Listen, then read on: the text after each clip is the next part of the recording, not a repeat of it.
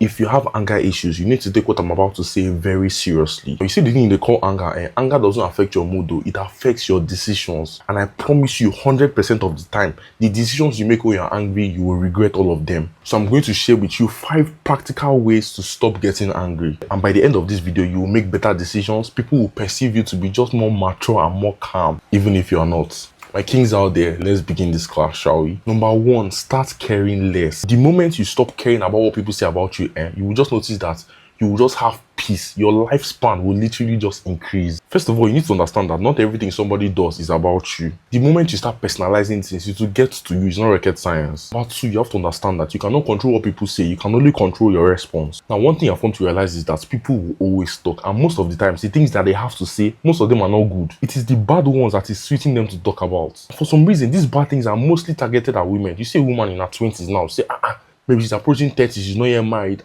People are just talking. Maybe she's now married. Now, so, oh, she's married. She's never born yet. Or maybe she now gives birth. They now come and say, is it only one that she's going to give birth to? Or is she not going to give birth to a boy? Just allow the woman to rest. But 3, before you get angry, ask yourself, this thing that this person said to me, will it matter in the next 1 day, 1 week, or 1 month from now? Because if you're being completely honest with yourself, just think about that thing that made you angry at that time. Is it really enough to make you vibrate the way you're vibrating? Now, when I say this, it reminds me back then at school, if somebody says your father, right there and there, blood must flow.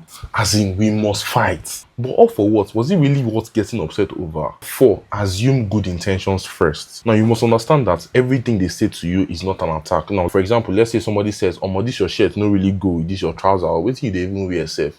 You don't start vibrating, saying that, what does it mean by that? Does it mean that I don't know how to dress?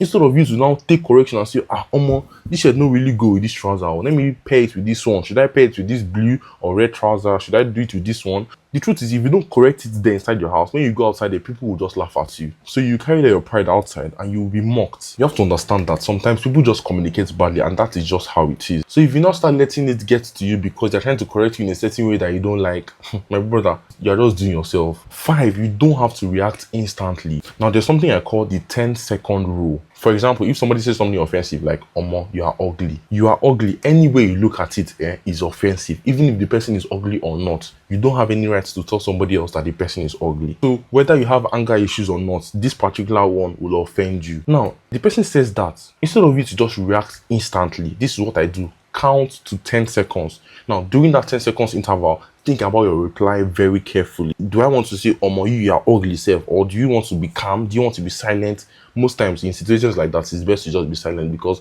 for somebody to say something like that, you obviously know that their brain is not working. Because more times than not, if you've taken 10 seconds to think about it, you might not even reply anymore. Or you will give a very much sensible reply that the person will now even start making. The person will even start thinking that, I have made a very stupid statement by saying that thing I said. But the truth is, controlling your anger is not weakness, it is maturity. The calmer you are, the more power you have. So save this video and send it to someone who's struggling with anger issues. Port Harcourt Black Boy out. Chi.